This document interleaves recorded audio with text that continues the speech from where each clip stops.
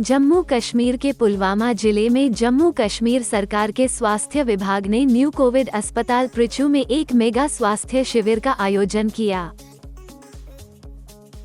इस mega camp का उद्घाटन पुलवामा उपायुक्त बशीर उल हक चौधरी ने किया। मेगा हेल्थ मेला जो है, खासकर ऑनरेबल एलजी साहब का एक मिशन है कि किस तरीके से हेल्थ की सर्विसेज को यूनिवर्सलाइज वे में जो है वो कवरेज दी जाए, ताकि यहाँ पे जो हर रोज़ जो है वो दूर दराज हॉस्पिटल में या उन चीज़ों पे जो है वो आ नहीं सकते हैं या उनको कहीं दिक्कत होती है। तो इसलिए ये हमने कवरेज यहाँ पे स्टार्ट की है, जिसमें पूरी हेल्थ में जो है वो एक इसका हमने 4-5 दिन पहले से ही एडवर्टीजमेंट शुरू की कि हम ये हेल्थ मेगा हेल्थ जो मेला है पुलवामा ब्लॉक के अंदर, तो इसको शुरू करने जा रहे हैं। तो इससे बहुत सारे लोगों ने, आप जैसे देख ही रहे हैं कि लोगों की जो आवाजाही यहाँ पे थी, तो इसका मेन मकसद ही यही है कि इनको हेल्थ सर्विसेज प्रोवाइड की जाए, प्लस हेल्थ सर्विसेज के रिगार्डिंग जितनी भी सेंट्रली स्पॉन्सर्ड स्कीम्स हैं उनके बारे में अवेयर भी किया जाए, और जिनके पास वो स्कीम्स की अवेलेबिलिटी नहीं है उनको वो स्कीम्स भी प्रोवाइड की जाए। इस शिविर में जिले भर से चिकित्सा विशेषज्ञ से परामर्श लेने के लिए हजारों लोग पहुंचे। इस दौरान स्वास्थ्य संबंधी समस्याओं से पीड़ित रोगियों की निशुल्क जांच की गई और मुफ्त दवाएं दी गई। पुलवामा में आयोजित होने वाला यह अपनी तरह का पहला कैंप है, जिसमें हजारों लोगों की मुफ्त जांच की गई।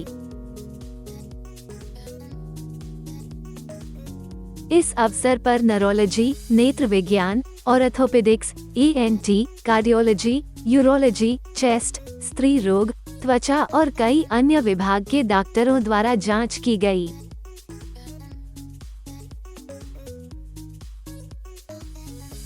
अधिकारियों के अनुसार ऐसे आयोजनों से आम जनता को स्वास्थ्य विभाग में उपलब्ध सुविधाओं के बारे में जानकारी मिलेगी और वो उसका लाभ उठा सकेंगे।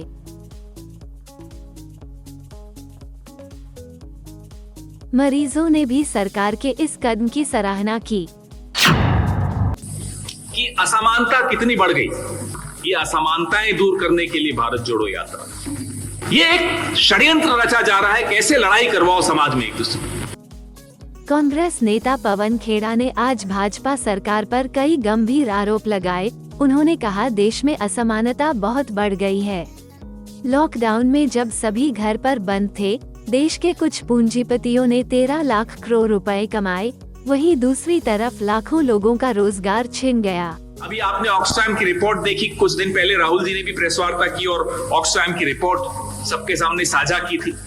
उस रिपोर्ट में बड़ा स्पष्ट है कि असमानता कितनी बढ़ गई। इस देश के 100 बड़े पूंजीपति, 100 big industrialist of India, 13 lakh crore रुपए उन्होंने कमाए। कब? जब लॉकडाउन चल रहा था ना, जब हम और आप घरों में बंद थे, काम धंधे बंद हो गए थे, तब इस देश के 100 बड़े इंडस्ट्रियलिस्ट ने 13 लाख करोड़ रुपए कमाए और उसी वक्त 12 करोड़ मेहनतकश लोगों ने अपना रोजगार खो दिया। ये इस देश की हालत मोदी जी ने की।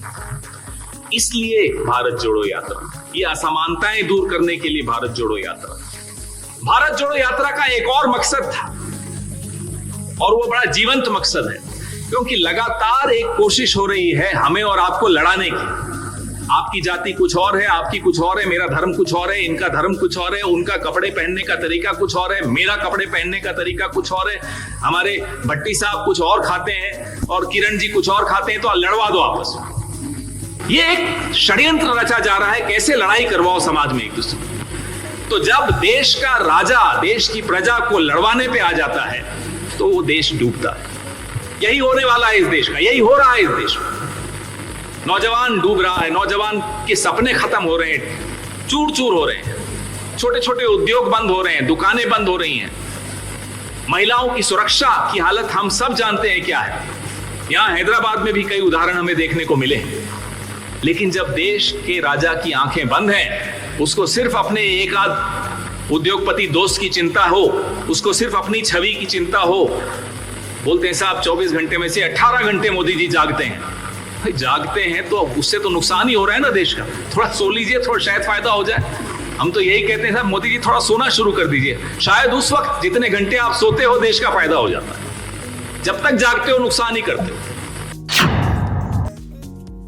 अमेठी में ग्रामीणों द्वारा बाजार शुकुल विकासखंड की ग्राम पंचायत शिवली में संचालित उचित दर विक्रेता पर राशन वितरण में घटतौली व मानक के विपरीत धन वसूली व कार्ड धारकों से अशोभनीय कार्य व्यवहार करने का आरोप लगाते हुए पिछले दिनों मुसाफिरखाना तहसील परिसर में आयोजित संपूर्ण समाधान दिवस में आयुक्त के समक्ष शिकायती पत्र देकर जांच कर कार्रवाई की मांग की गई थी।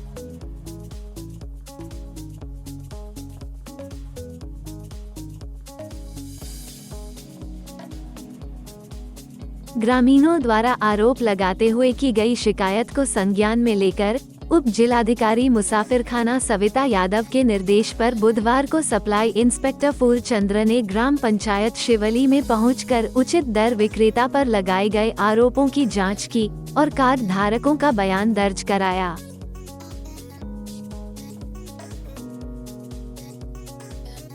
सप्लाई इंस्पेक्टर द्वारा की गई जांच के दौरान कार्ड धारकों सहित काफी संख्या में ग्रामीण मौजूद रहे। इस संबंध में सप्लाई इंस्पेक्टर फूलचंद्र ने बताया कि ग्रामीणों द्वारा घटतौली की शिकायत की गई थी। ग्रामीणों द्वारा की गई शिकायत पर जांच की गई है और राशन कार्ड धारकों का बयान लिया गया है, जिसमें अनियमितता पाई गई है। जांच रिपोर्ट प्रेषित की जाएगी।